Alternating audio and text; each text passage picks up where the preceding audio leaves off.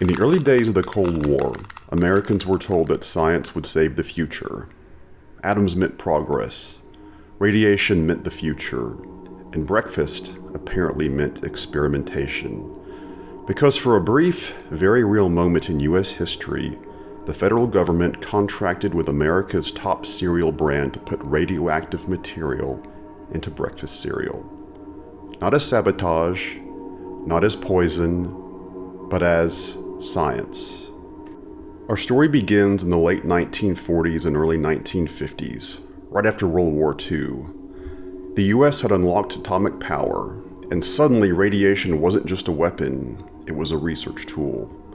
Scientists believed tiny amounts of radioactive isotopes could safely be used to trace how nutrients move through the human body. The government wanted to understand one thing in particular: iron deficiency. Millions of Americans, especially children, weren't getting enough iron. Cereal companies were fortifying foods, but nobody actually knew how well the iron was absorbed. So, the US government stepped in. General Mills, maker of Wheaties and other cereals, partnered with scientists working under federal contracts connected to the Atomic Energy Commission. Their idea was deceptively simple. Take iron, make it slightly radioactive, put it in cereal, track where it goes in the body. By following the radioactive signature, researchers could see exactly how much iron the body absorbed and how much passed straight through.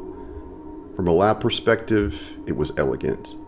From an ethics perspective, it gets complicated fast. The isotope used was radioactive iron, commonly iron 59 or iron 55. To be clear, this was not nuclear waste, not weapons-grade material, not enough radiation to cause immediate sickness, but it was radioactive, and the people eating it were often not told. That's the part that changes everything. In some studies connected to this research, though not all directly run by General Mills, children were used as test subjects. In certain cases, they were told they were eating special cereal or participating in nutrition studies. What they were not told was that the iron in their breakfast was radioactive. At the time, informed consent laws as we know them today didn't exist. The government considered this acceptable. Ethical review boards were minimal or non-existent. It was science first, questions later. From the government's point of view, this was responsible research. The doses were small. The benefits, that is, better nutrition policy, were large. And the Cold War mentality encouraged risk in the name of progress. This was the same era when soldiers were marched near nuclear test sites. Civilians were told to duck and cover. The idea of fallout was akin to bad weather. Radiation wasn't feared yet, it was trusted. Decades later, these experiments came back into the public eye. Government reviews acknowledged that ethical standards were violated, specifically around informed consent, especially when children were involved. No evidence showed that participants suffered direct radiation harm, but the real damage was something else: trust.